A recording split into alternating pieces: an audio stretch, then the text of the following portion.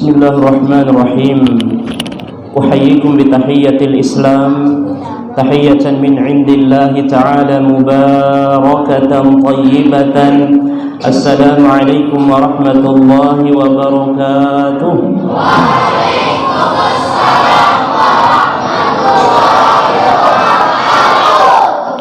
Bulan Muharram, bulan umat. Banyak orang pergi mengaji. Kalau salam saya belum dijawab dengan semangat, maka saya ulang sekali lagi. Assalamualaikum warahmatullahi wabarakatuh.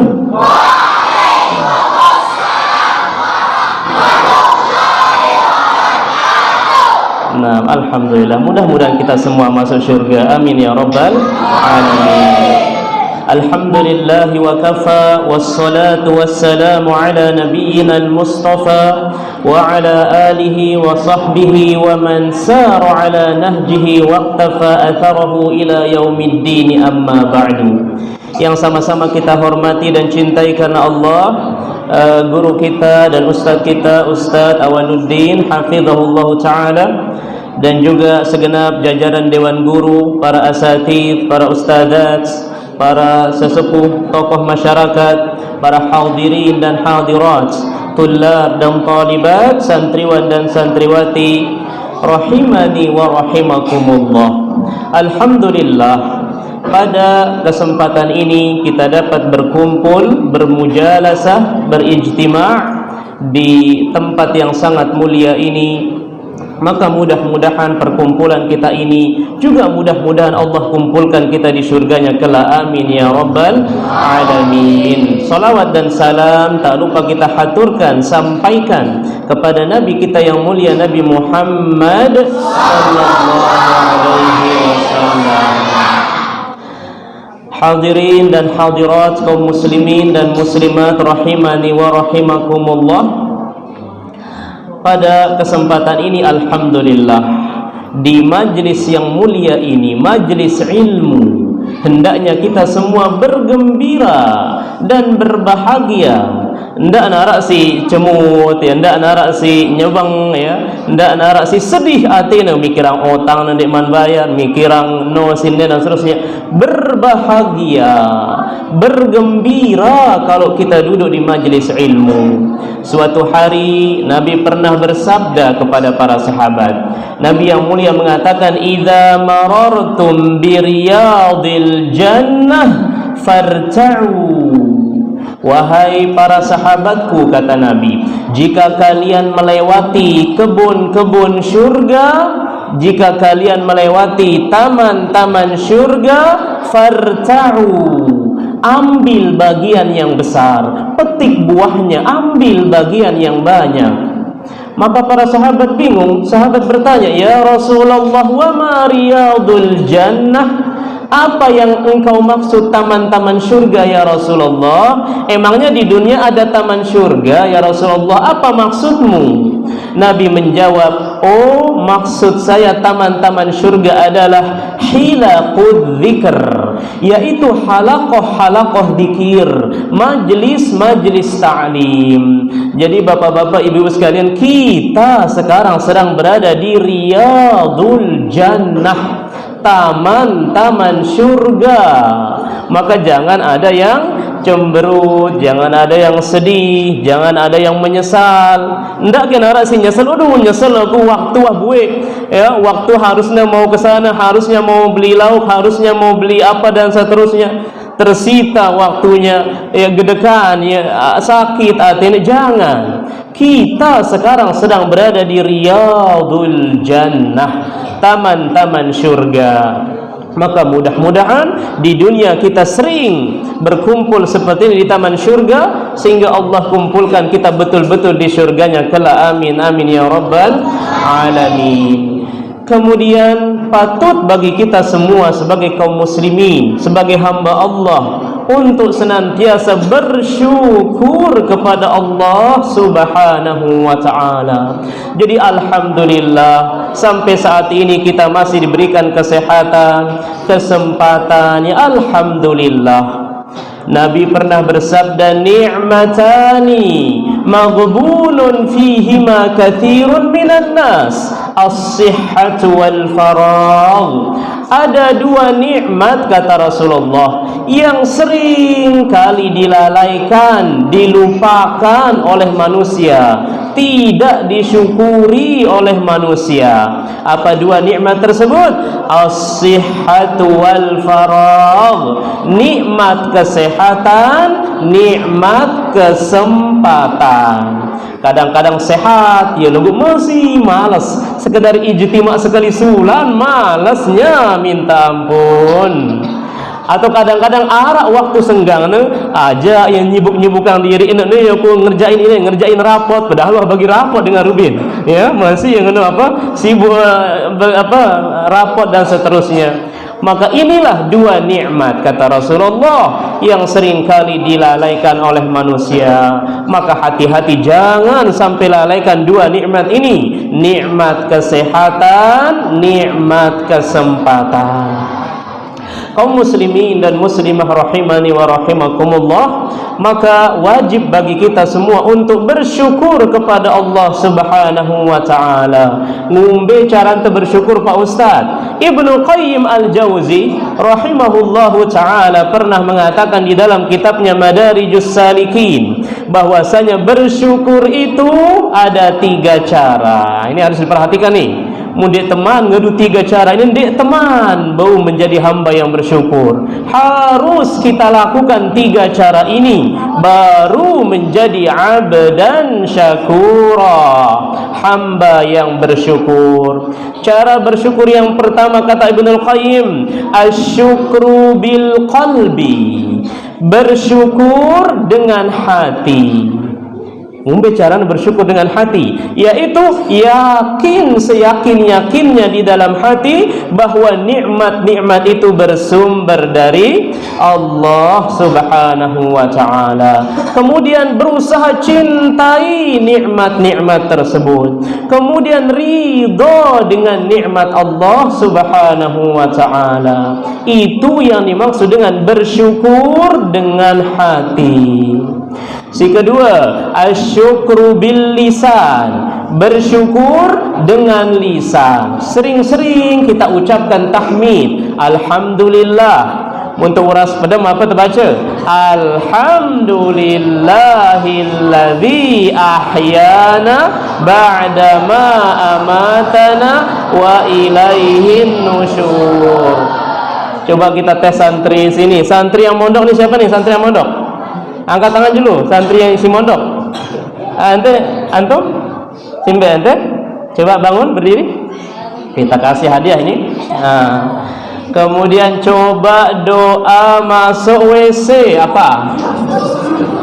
Doa masuk WC.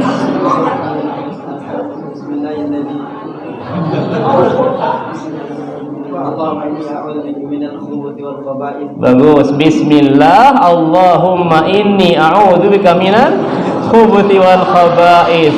Doa keluar WC.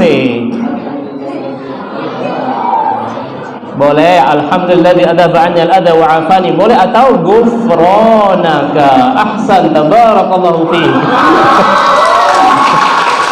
Masyaallah. Nah, barakallahu fiik. Masyaallah ya. Luar biasa ini santri-santri kita, Masya Allah. Nah, ini pentingnya mondok. Ini pentingnya namanya mondok. Jadi jangan ragu ya, orang tua ya, ayah, ibu kadang masih ragu ya. Ragu mondok kang anaknya, kangen li anaknya. Ya, ragu ya neke sang jangane tene sang empat manok sudah beri jagane atau sang kelasia kendokak dan seterusnya. Jangan ragu, mondokang anak-anak kita insyaallah banyak manfaatnya. Jadi cara yang kedua, bersyukur yang kedua adalah yaitu bersyukur dengan lisan. Sering-sering menyebut alhamdulillah. Rubin pas bagi rapot ternyata ranking 1 anaknya, jangan lupa alhamdulillah ya, alhamdulillahilladzi bi ni'matihi tatimmus shalihat. Pas bagi rapot Rubin ternyata anaknya ranking 3 dengan 3 siswa. Begitu dibuka rapotnya, la haula, ranking 30 dari 30 siswa. Apakah bedak rapotnya dan robek? Enggak, tetap bersyukur. Alhamdulillahi ala kulli hal. Kemudian kata Ibnul Qayyim, cara bersyukur yang ketiga adalah asyukru bil arkan, asyukru bil jawarih, yaitu bersyukur dengan seluruh anggota badan, bersyukur dengan perbuatan. Munara biang rizki si Allah SWT, syukuri dia. Gimana caranya? Berinfak, bersedekah, ya, diberikan kesehatan, syukuri dia, ya gunakan untuk beribadah. Maka inilah 3 cara bersyukur. Ya, masih ingat ya? Pertama apa? Asyukru bil qalbi. Si kedua, asyukru bil lisan. Si ketelu, asyukru bil arkan atau bil jawarih. Jamaah kaum muslimin dan muslimah rahimani wa rahimakumullah. Kemudian yang ingin tiang sampaikan pada kesempatan ini adalah bahwasanya kadang-kadang sering hati kita galau, hati kita gelisah, hati kita gundah. Ya, banyak masalah-masalah, belum mikirin ini, mikirin itu, mikirin anaknya nakal, mikirin istrinya suruh pakai jilbab enggak mau, mikirin hutangnya masih banyak menumpuk, mikirin masalah ya corona dan seterusnya. Gimana caranya supaya hati kita lembut? Ya, ndak kedik-kedik sili ya, kedik-kedik ngempukna seninakna, ya, kedik-kedik ngempukna anakna, ya. Contoh.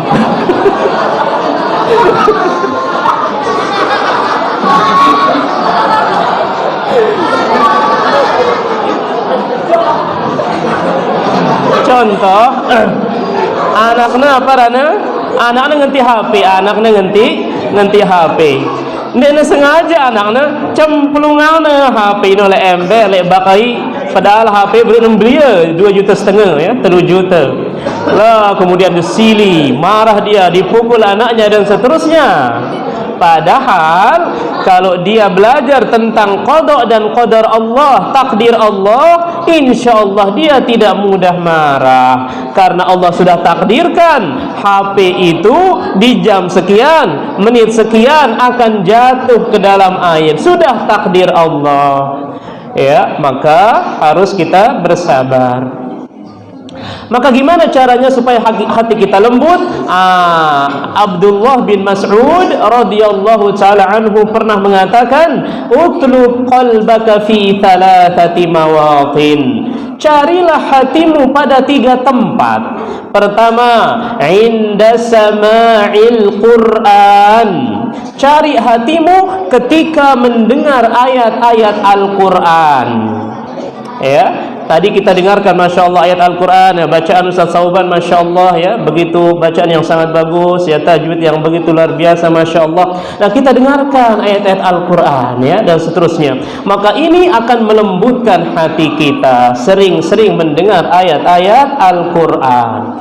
Pak Ustaz sering tiang dengar ayat-ayat Al-Quran, lihat HP endah arah ayat-ayat Al-Quran, sering tiang setel, tapi kok masih keras hati tiang, masih dikit-dikit mukul istri, masih dikit-dikit telat bikin kopi, ngambek dia, ya, marah sama istrinya dan seterusnya. Kumbena hati tiang Pak Ustaz. Oh mungkin coba cari di tempat yang kedua. Kalau di tempat yang pertama belum ketemu, cari di tempat kedua, yaitu apa? Wa fi majlisi dzikr.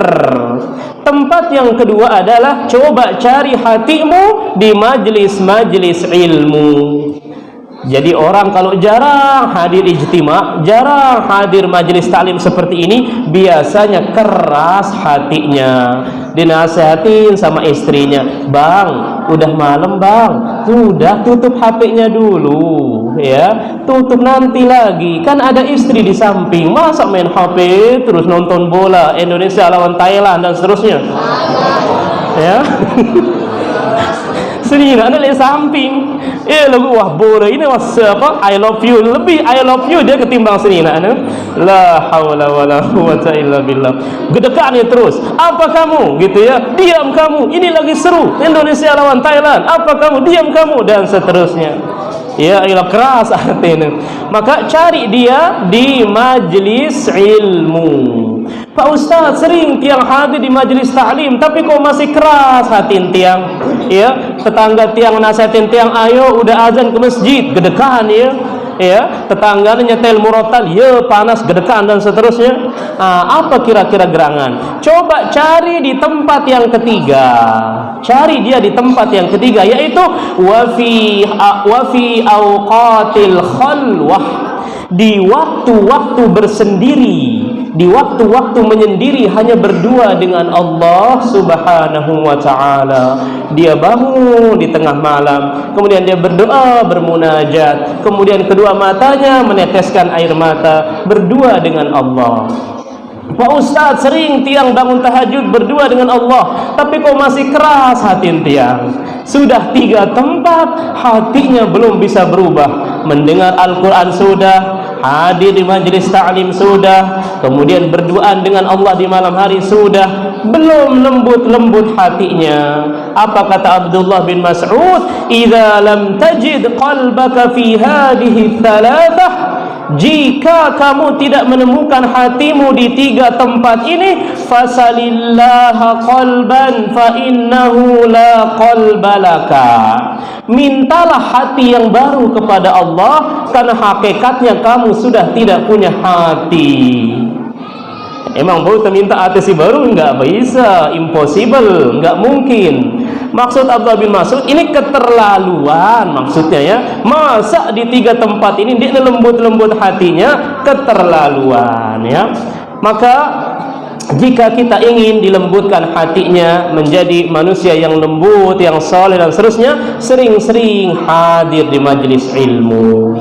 Kemudian yang terakhir yang tiang sampaikan adalah bahwasanya ijtima' yang seperti ini, sebagaimana disampaikan tadi oleh Ustadz kita, Ustadz Awaluddin hafizahullah ta'ala, ini penting sekali untuk memperkuat ukhuwah Islamiyah, silaturahmi kita.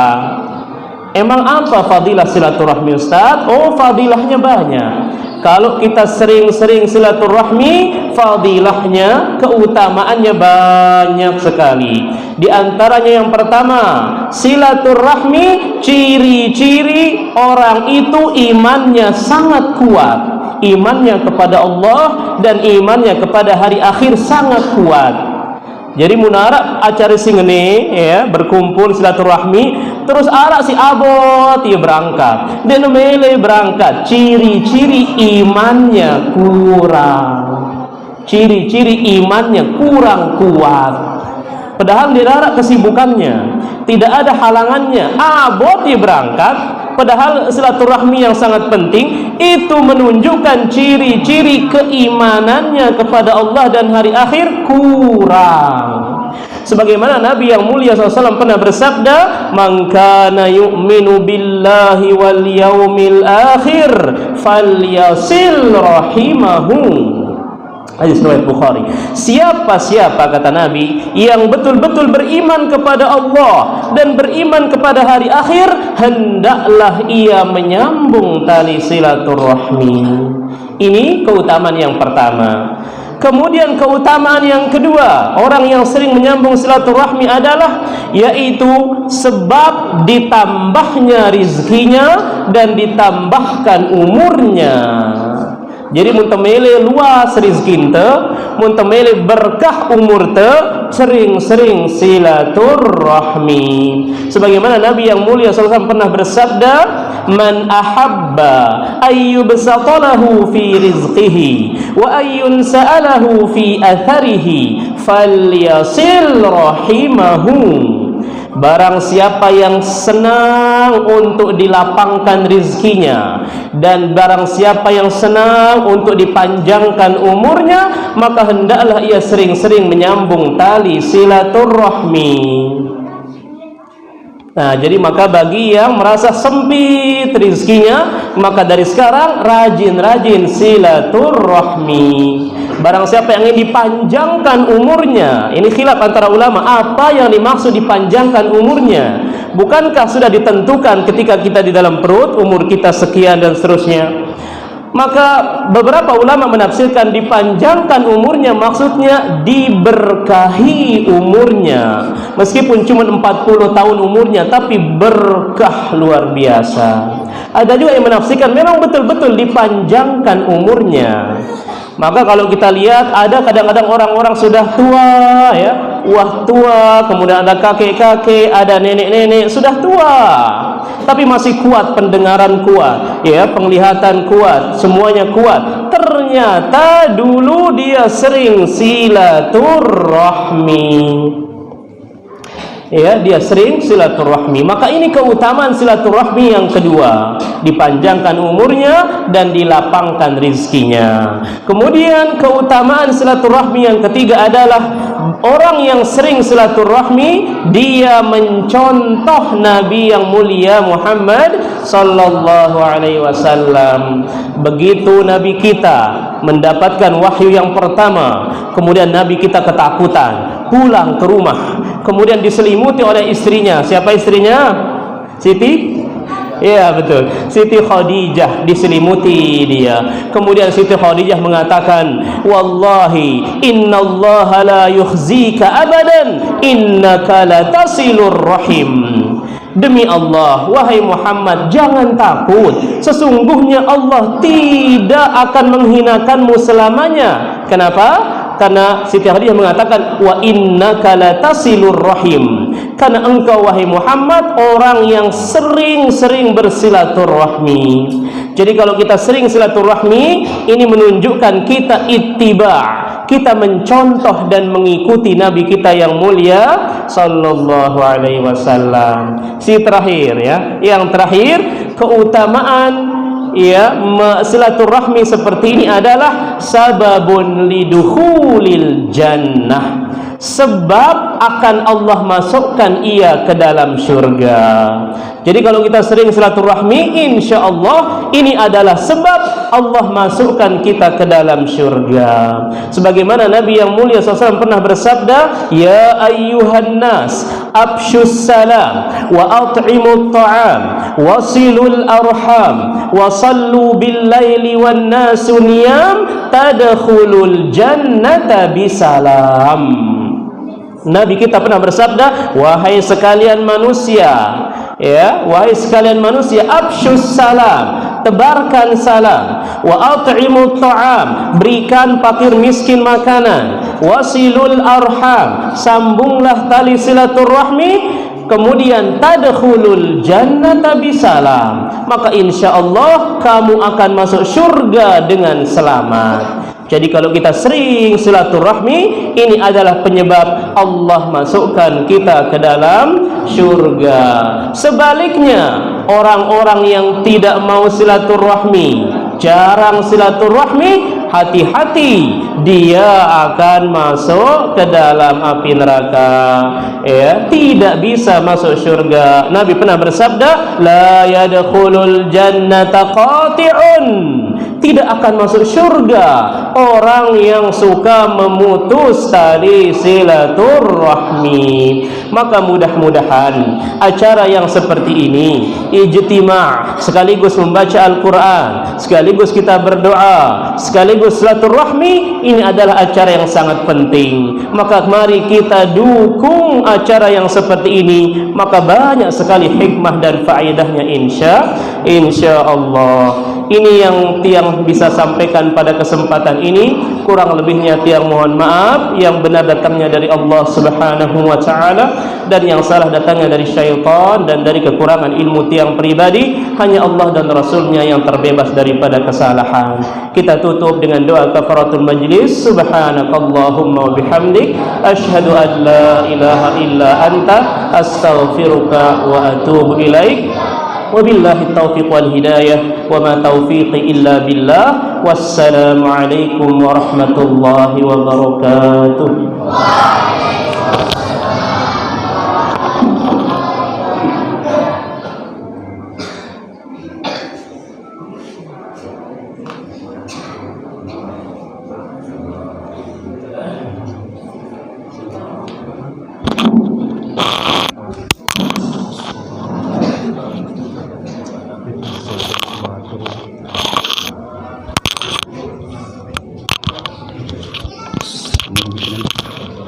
kayak gitu.